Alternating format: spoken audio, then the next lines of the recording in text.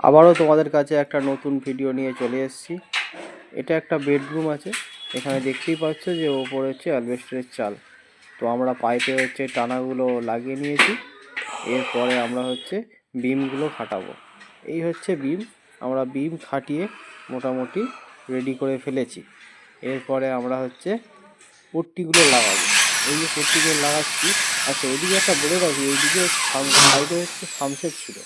তো সানসেটের লফট করবে বলে আমরা কিন্তু সানসেটের সাইডটা একটু বড় করে রেখেছি, যাতে লফট করলে চারদিকের যে ট্রেটা একই রকম দেখা যায়। এই যে এই দিকটা দেখো বড় করা আছে।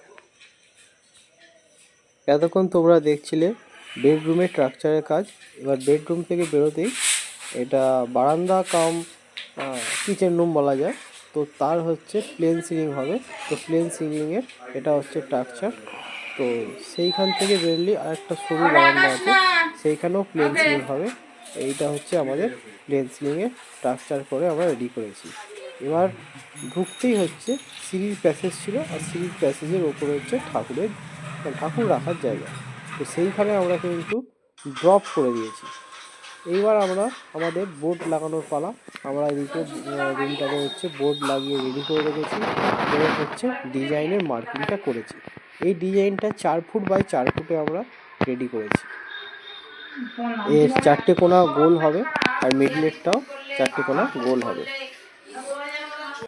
এরপরে আমরা এই যে তোমাদের দেখাচ্ছিলাম যে সিঁড়ির প্যাসেজ, এই সিঁড়ির প্যাসেজে এই যে স্টেপ করে ওপর দিকে তুলে দিয়েছি। দিয়ে হচ্ছে আমরা এই ফ্যানবেসগুলো লাগিয়েছি, আর 4 সাইড থেকে কার্নিশগুলো লাগিয়ে রেডি করেছি।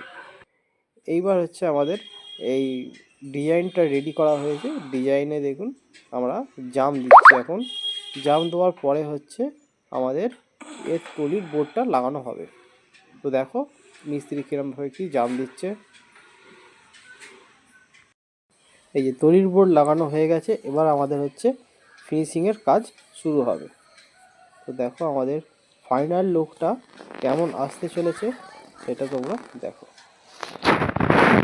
ভিডিওটা ভালো লাগলে লাইক ও সাবস্ক্রাইব করে আমাদের চ্যানেলটাকে এগিয়ে নিয়ে চলুন।